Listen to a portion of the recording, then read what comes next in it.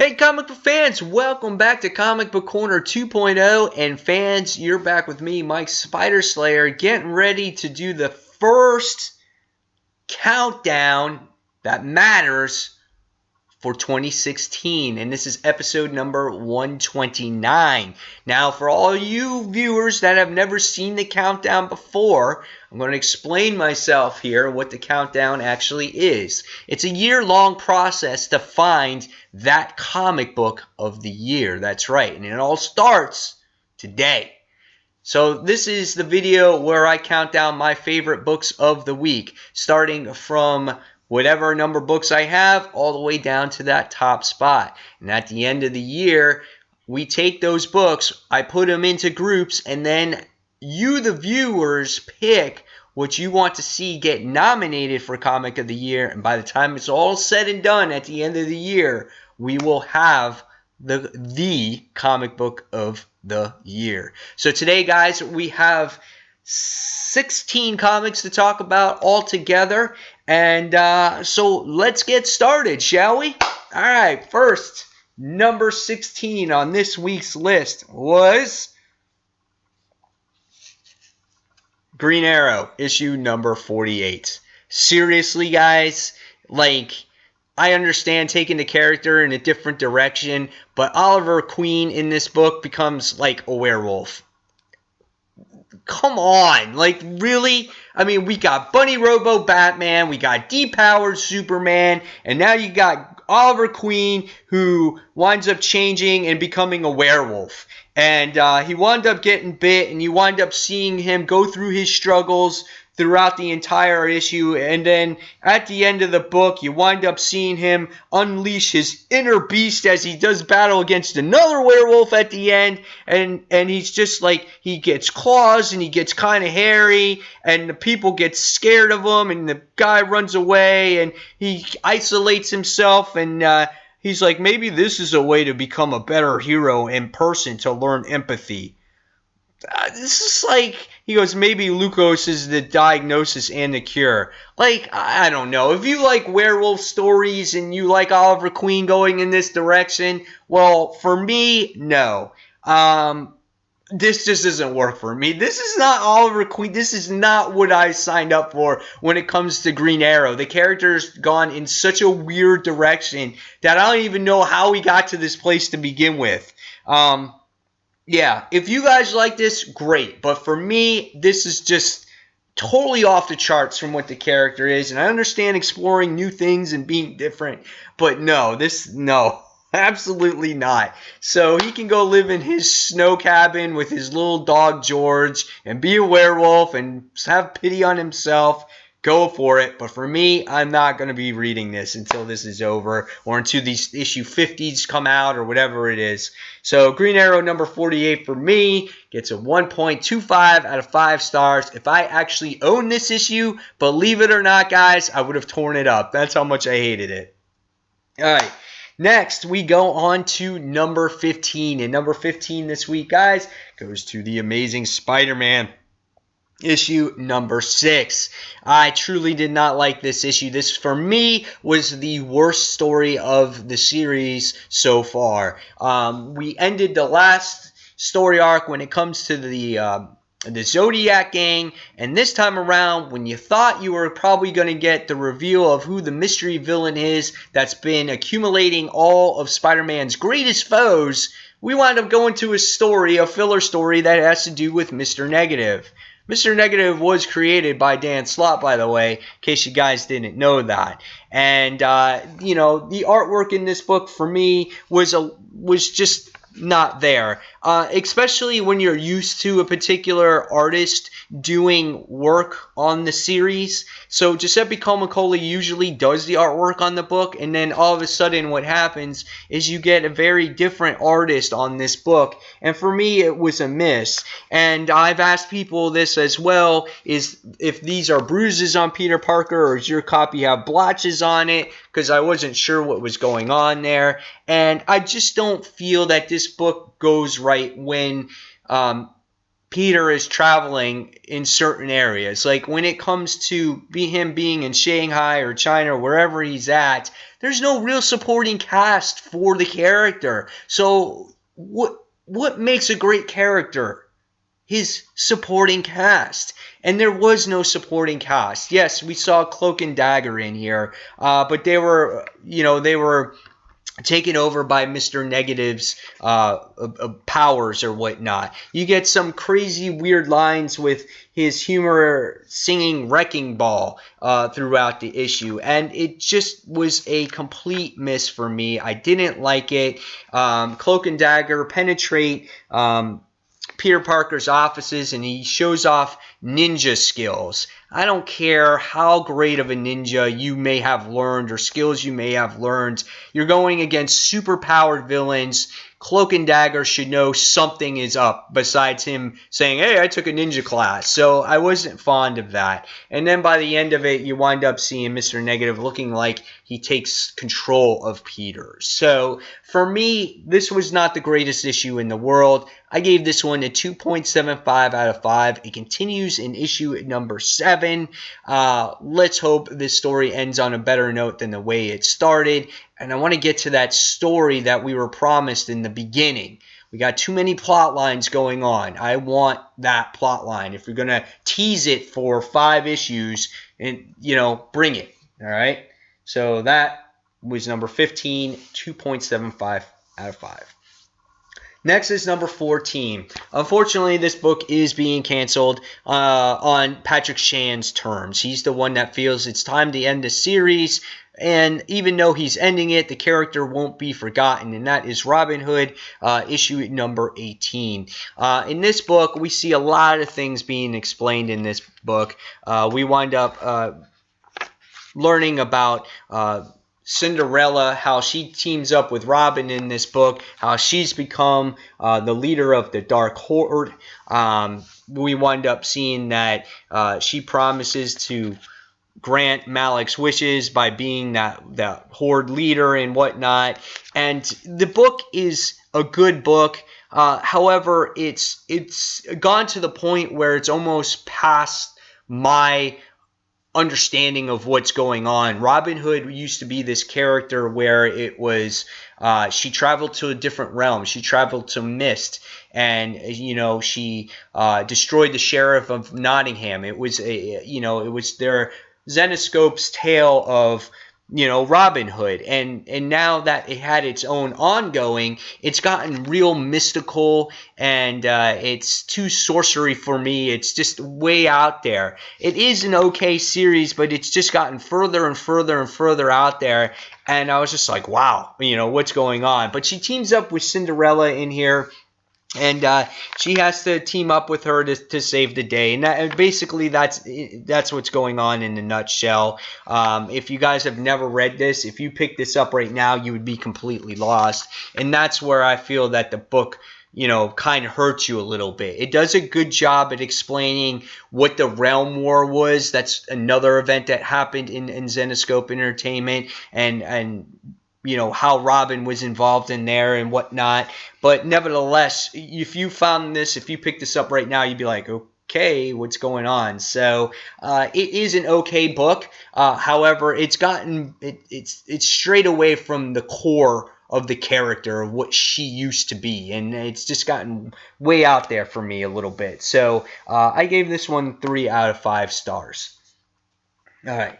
Next, we go on to number 13. And number 13, everybody, goes to Spider-Man and Deadpool issue number 1. This book is normal price, which is good. And if you've never read The Vision, it's got Vision issue number 1 in here as well. So which makes it for a nice treat, because that is a great issue.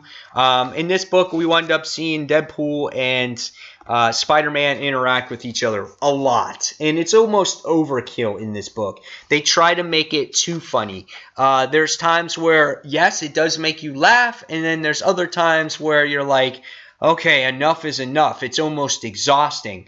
But the funny thing is they're doing this battle against Hydro Man, and they're trying to stop Hydro Man throughout this issue. And Deadpool and like I said, Spider-Man are interacting with each other, and Deadpool just gets on Spider-Man's nerves. Spider-Man doesn't hate people, but if there's something that Spider-Man hates, it's Deadpool. And he sits there and we find out in this issue that Spider-Man no longer is on the, I think, Uncanny Avengers now because of Deadpool. That's really what happens in this book. But they team up to do this battle against Hydro Man. There's some funny lines. There's some funny skits. And, Deadpool explains to Spider-Man. He sits there and says, hey, listen, Spidey. He's like, I believe it or not, I'm trying to take over a new leaf. I'm trying to do good things here, and no matter even how hard Spider-Man tried, he just could not listen to Deadpool. And he's like, forget it, I hate this guy. But in the end, we wind up finding out that Deadpool's next target is to take out Peter Parker, CEO, Parker Industries. And the fee was $100 million, and so obviously he doesn't know that Peter Parker is Spider-Man and whatnot. So it'll be interesting to see what happens. I'm going to try the next issue and see if it lightens up, if it's not so over the top. But I mean, it was good. It had its moments, but it wasn't like fantastic. I give it 3 stars. All right, next goes to a book that I was highly anticipating. I mean, this is a book that has the title of Uncanny X-Men. This should be the King of Kings, the X-Men book that stands out amongst all of them, because for years and years, Uncanny X-Men reigned supreme in the comic book world, right? So we get the newest volume of Uncanny X-Men. This is number 12 on my list. And in this book, we just wind up seeing, basically, you wind up seeing this team that consists of Archangel, Magneto, Sabretooth, and Psylocke. And they're trying to wind up getting these mutants taken out of these vans. And these are mutants that actually paid to try to be held safe. They're I can't even say the name.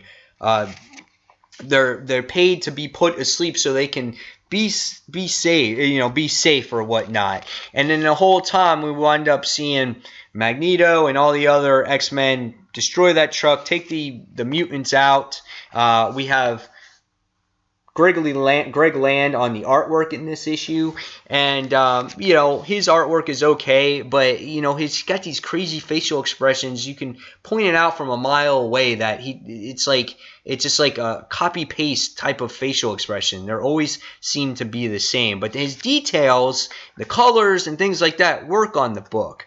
But we get to see how the characters are in the story. We get to see Sabretooth, how he's not quite the killer that he once was. We get to see Archangel, how he's pretty much like just a drone. There's really no emotion there. We get to see Psylocke, how she uses her powers. She seems to be the same. If you're not familiar with her, I didn't think they did a great job at explaining her character all that much. And so instead of them trying to get these mutants out and trying to say, hey, mutants, instead of hiding from the danger, why don't you do your part in the mutant race? And I would have loved to just seen a better character development issue, or how this team actually formed, instead of just rescuing these random mutants, and then at the end of it, you wind up getting some weird villains at the end of it. I was like, oh, okay. It wasn't a very memorable first issue. This was an issue that needs to, go out there and wow your readers and be like, wow, what a great first issue. The second issue is freaking going to be awesome. I'm trying to make it sound like Batman and Robin Eternal. You see Batman at the end of the book with a freaking gun. Doesn't that sit there and say, man, I got to buy the second issue? Here, there wasn't really anything there. It's just some random villains. And you get to see more of Magneto, struggle between villain, bad guy, anti-hero. Like, it's something that we've seen before. The cool thing is he does have his costume back. So, this book wasn't all that bad. I gave it a 3.25 out of 5 stars. However, I was disappointed that it should have been better than it was. So Uncanny X-Men, again, 3.725 out of 5 stars. All right, next we talk about number 11, and number 11 is Deadpool issue number 5. We finally get to see kind of the ending of a lot of story arcs for it comes to a lot of these books this particular week. And this time Deadpool, it comes to the end with this whole Madcap situation, as he was the imposter of Deadpool. So what happens in this issue, which I thought was kind of cool, is that you get to see him unmasked for the first time as these guys are doing battle. The book has lots of action. The artwork continues to be solid, and at times it was quite creepy as Madcap looks like this, and you're just like, oh man, he's creepy. And we really get to see, why he is doing what he's doing, about how, he wanted to be part of Deadpool's life, how do you want to be friends with him, and he's completely, getting revenge on him. And we get to really see Madcap's powers on how quick he regenerates and how he actually regenerates faster than Deadpool in the book. So I thought that was really cool, at the end. So I guess by the time we wound up getting to the end of it all, it didn't quite end. So I'm anxious to see what happens in the next issue. But it was a lot of fun seeing them actually attack Madcap and the continuation of the series. So at the end, I give this one 3.5 out of 5 stars. All right, next we're going to go on to number 10. And what cracks the top 10 this week is Green Lantern issue number 48. And in the last issue, you got to see the return of Hal Jordan Parallax. Would you see him in the beginning of this issue? No. What happens is you get to see that there was this terrorist threat that happened on this boardwalk off of Coast City. And we can see that Hal is all angry. He's mad. He's pissed off. His nephew is hurt, and he's in this coma, and he's trying to find out the people who actually did it. So where does he go? He goes to see Bunny Robo Batman. And based off of this issue, you think that they're fighting. They don't fight in this issue. They just ask for information. And at first you're thinking, okay, how is Bunny Robo Batman not going to help Green Lantern? But he does help Green Lantern, and which was good. I didn't, in the end, it was stupid for them to see them fight anyway, but why show a cover like this? That was kind of misleading. Anyway, after he gets the information and intel of this group, we find out that it's this guy called Sonar. He creates these sonic bombs that are activated by the voice. And we can see how Jordan is very angry. And no matter what he does, what threat he does, it doesn't affect these guys because they wind up blowing themselves up. And by the time you wind up getting to the end of this issue, we wind up seeing Parallax, Hal Jordan, and he goes to Oa and he finds out that it was destroyed and that he was too late and he couldn't do what he had to do to save it. Artwork looked really good by Billy Tan. Still does the artwork on here. Oh no, this is a different artist, Cacolio. I'm not sure, but the artwork was really good. So I really like the way Parallax was drawn in here. And he finds that he gets, somehow he winds up making his way back to Earth. And that's where he's going to go next. So really interested to see where this book goes. Solid book right now. Much improved to where it was. We don't even see like Hal Jordan's like little friends, that were in the book. They kind of been just discarded the past couple issues. But in the end, I give this one 3.75 out of 5 stars. Solid book. It's like heading in the right direction. Unlike Green Arrow, how it's heading in the opposite direction. So, all right. Next, we go into number 9. And number 9 goes to Spider-Man 2099. And this book continues the story arc where female or Captain America 2099 go off and they try to stop this guy Queeg, I think is the way you say his name, where he winds up going into Times Square and he's like, holy crap, this place is great, and he winds up getting hit by this bus, but he's not really affected by it, and so Captain America and 2099 now have to go after him and find him. There were some really good character moments between Roberta and 2099. How he explains to her how her alter ego is, how is set up to be like she has this family and all these other things. And it was really neat to see how they actually met at one time in 2099 and how Mikhail was kind of an asshole to her. So that was pretty cool. You wind up seeing how she has Sam Wilson wings, and you get to see some cool Miguel O'Hara in here. He's like, everyone knows how to fly. He's like, I thought I was the innovative one here in the crowd. So that was really cool.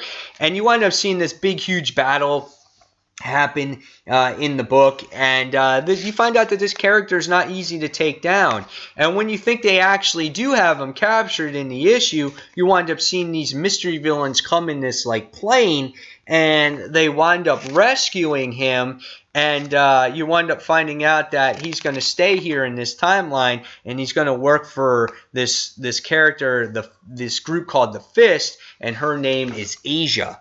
So that's what happens at the end of this book. So yeah, this was a cool read. It's entertaining. I still want to see what happens to Miguel O'Hara's girlfriend. Like, there's a very big mystery behind that, and we still haven't seen what happened to her. So hopefully they'll touch on that storyline soon. But until then, we're going to deal with the Fist, Asia, and this Queeg character. So cool book, and I like how Captain America 2099 is like the supporting character in this book. She's a cool character. So after reading this one, I gave this one a 3 3/4 out of 5 stars as well. All right, this is kind of a double review. This fits in the same spot as this is the conclusion to Vader Down. This is part 5 and part 6. They were released at the same time. This falls at number 8 this week on this week's countdown. 3 1/4 out of 5 stars. I thought it finished pretty solid towards the end, but I thought it could have been better. In this first issue, you wind up seeing Darth Vader square off against just like a General Grievous type of character, who his name is Carbine, or Carbine. I forgot his guy's name. Yeah, it's Carbine. Carbine, yeah. So anyway, you get to see him square off against him in the beginning of this issue.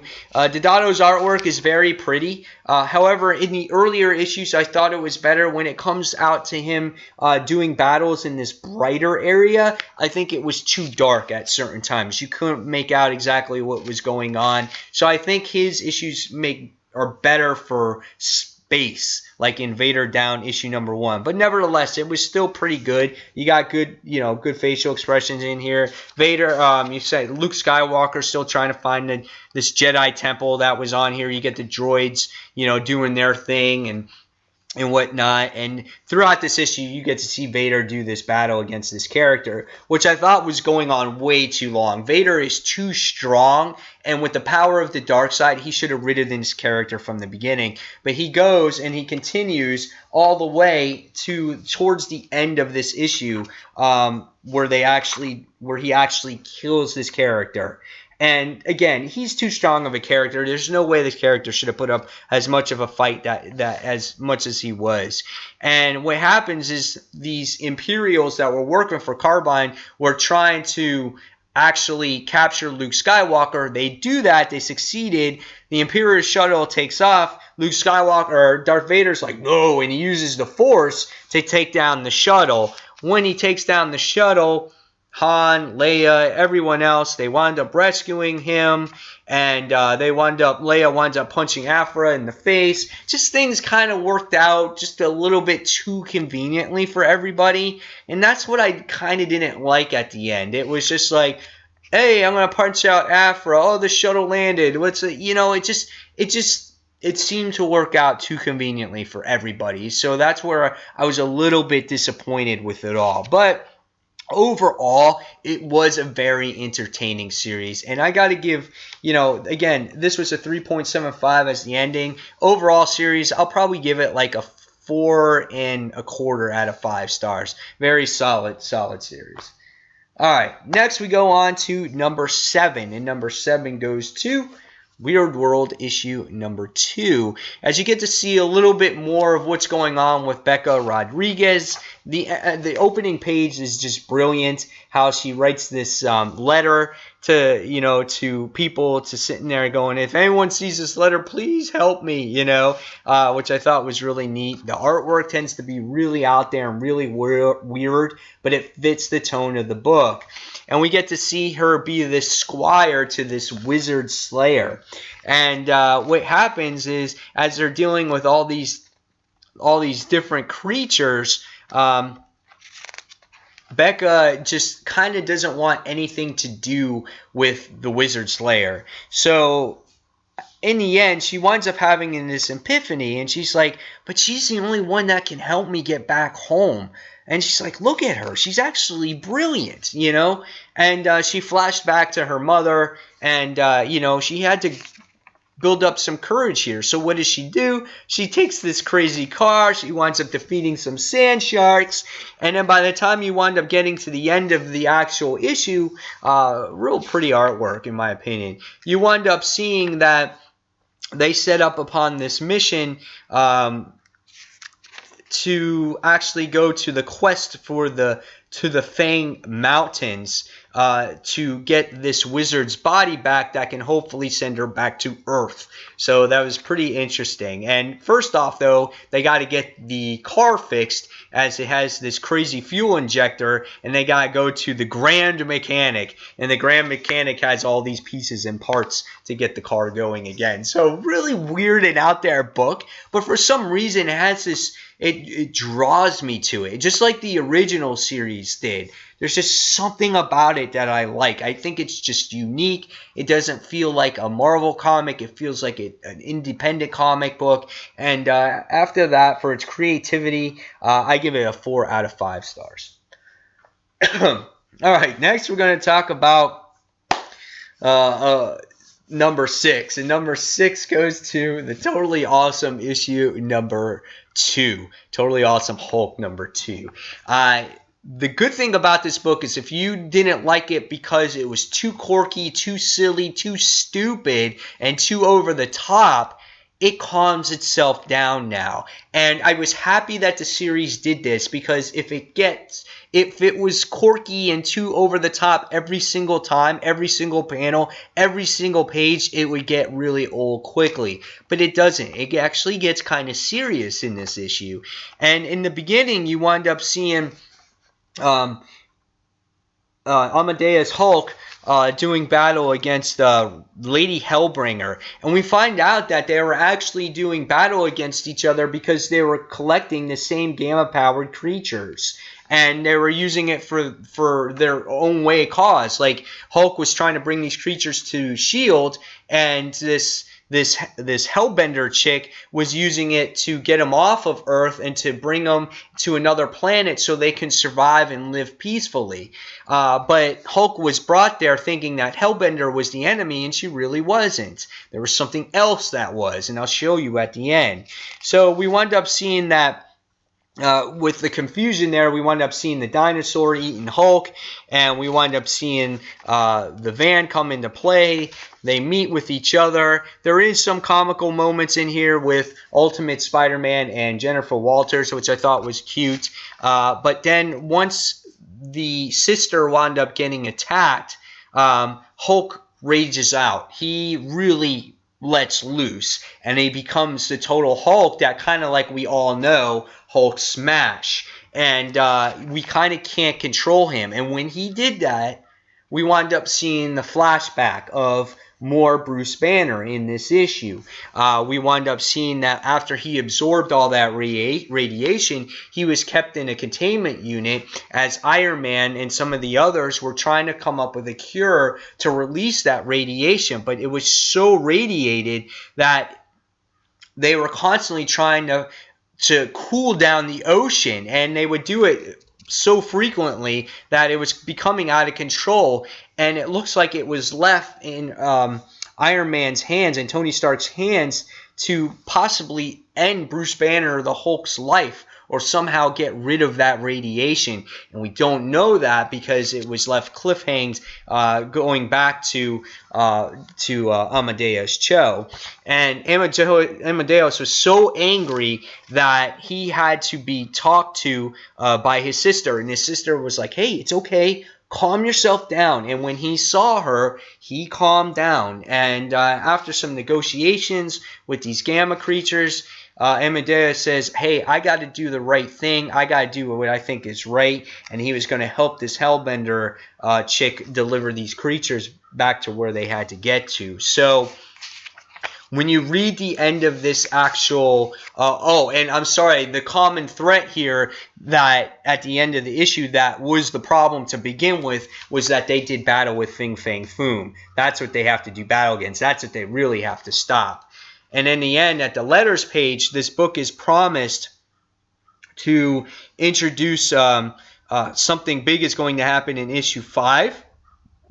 Because he's going to get in some crazy trouble. And then they're going to reveal exactly what happened to Bruce Banner and what his current status quo is. So this is going to be a pretty good series. You just got to give it time to develop. So after reading this one, I gave this one a 4 out of 5 stars. So the story is starting to develop. It ain't so cheeseball-y over the top. Now, the whole Doc Green thing, yeah, I miss Doc Green. I thought that was a great series, and it doesn't even exist for some reason in the Marvel Universe anymore.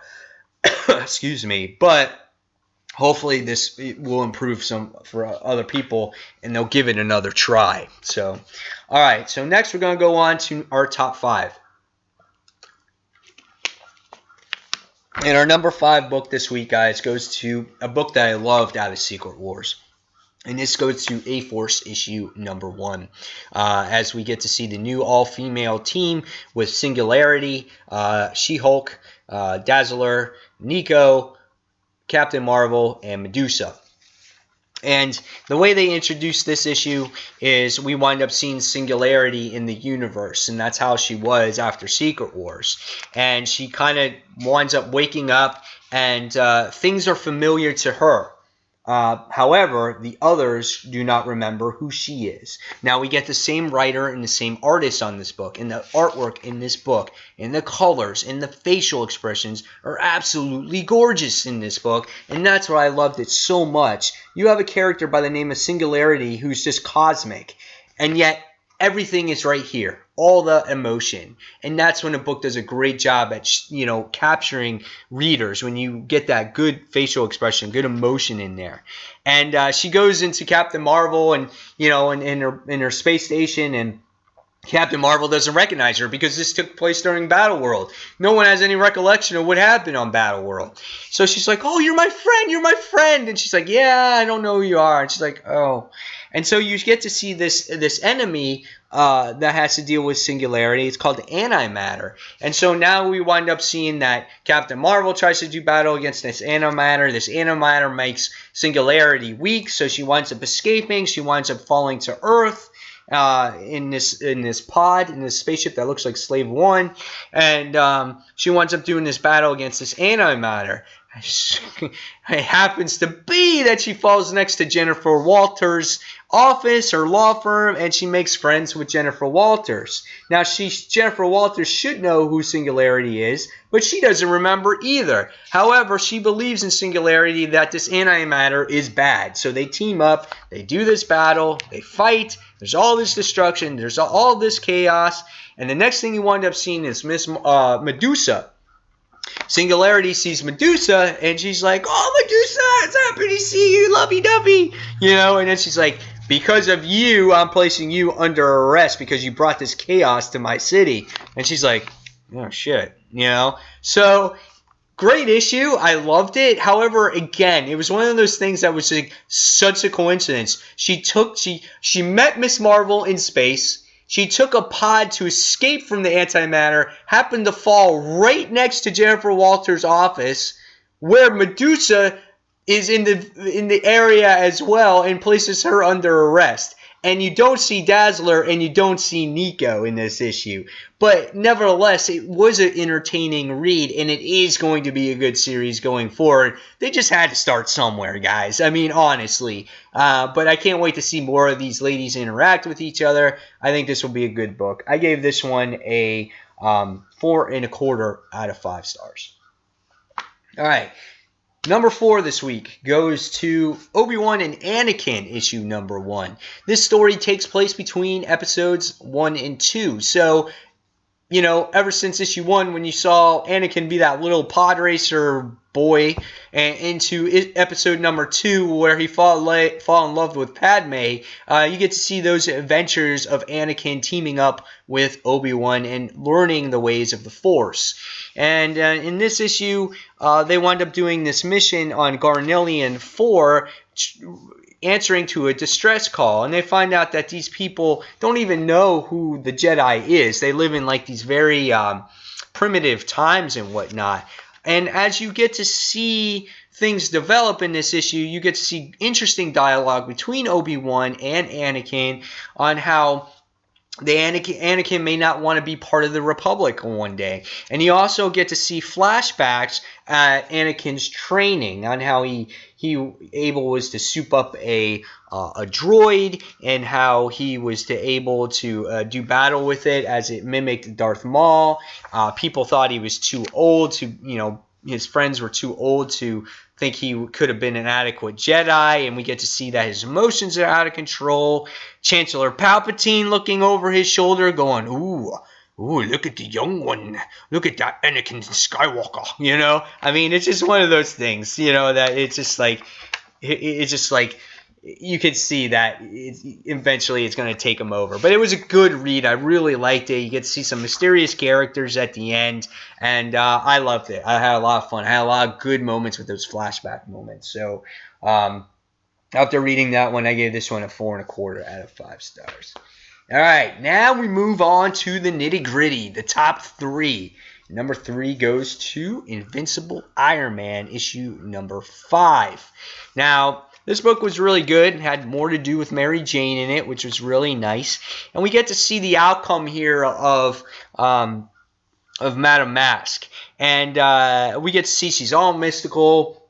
She's in Mary J's jackpot club, and Mary Jane is like, please leave, please get the hell out of here. No one leaves. It's just all kinds of stuff. She's just like bad luck. The whole place winds up getting blown up, and we wind up seeing that in this issue, you think that Iron Man is going to get defeated, and what happens, that Mary Jane clocks Madame Mask with the end of a microphone in her face. And you're like, damn, Mary Jane, that's the Mary Jane we know, And it's just like sweet to see her. And her facial expression was awesome. She's like, uh-oh. Dave Marquez's artwork is absolutely gorgeous. It's phenomenal every single issue. And the next thing we wind up finding out is that Madame Mask has been possessed, and the demon's been kind of coming out this entire time. I mean, this is what she looks like, and this is what I mean by that artwork. I mean, god damn, that's creepy. But this was the last thing that I expected, that she was possessed by some demon.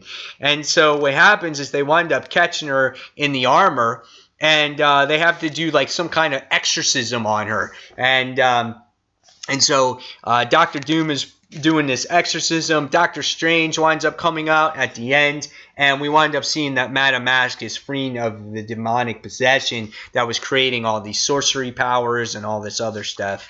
And by the time you wind up getting to the end of it, you wind up seeing that Mary Jane is down on her luck. She's like, I'm done with running clubs. She's like, even if I could get another one, she's like, PR would hate me. And the facial expressions on her are beautiful. Just love the lip, the green eyes, the freckles, everything about it is gorgeous. And he's like, hey, Tony's like, why don't you work for me? And the dialogue was awesome too, because she's like, I know you, Stark. She's like, you're here to hit on me at my lowest moment. That's what you do. And he's like, hey, no, I'm not here for that. I'm here to, get you a job. So he offers her a job for Stark Industries. She talks a little bit about knowing about superheroes, and it's funny how they show that, with Spider-Man, kid running around with Spider-Man rat. So really cool. And so now she's going to think about working at Tony Stark Industries, which obviously looks like it's going to happen. And it was a great read. Great book with the Mary Jane moments. Again, wasn't expecting that whole demonic thing. That was really weird, crazy, creepy, but a lot of fun at the same time. Give this one a 4.5 out of 5 stars. All right, next we go on to number 2. And number 2 goes to Spidey, issue number 2. This really brings back that core of Peter Parker and the way you remember him. And this truly is an all ages book. And this was this issue. I actually, when I read it, I put my son to bed. And I read this to him before he went to bed at night. And he's 8 years old. And I'm like, you want to read a Spider-Man book? He's like, yeah. And I felt okay because he can get to know the character this way. And this was a book that created a memory for myself and for my son. And once again, the book introduces the character on who he was and, where he came from and whatnot. And it opens up with this crazy artwork with him doing battle against what you obviously think is Sandman. And I love the colors in this book, the way it looks. The paneling is awesome because the paneling is used for sand as paneling throughout, through the beginning of this book. And, you have you have May Parker giving young Peter Parker advice. When you go to school, be yourself. And Peter Parker was like, well, what self should I be? Should I be my nerdy self? Should I be my smart self? Should I be my dorky self? And just things like that. And it was really cool seeing him interact with Gwen Stacy.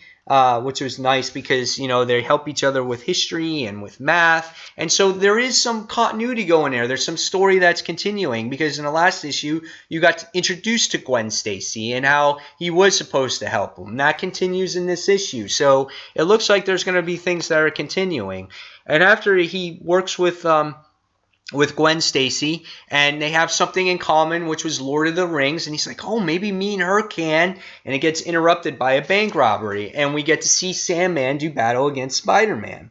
And it was an epic battle, and there was that Peter Parker humor that we've loved for years and years. Now, yes, there is a difference between the Amazing Spider-Man that we know today from Dan Slott's run and the Spider-Man that we've known from the past. Spider-Man is young here. Spider-Man is older, mature man in the newer book. However, I would love to see more humor from Peter than you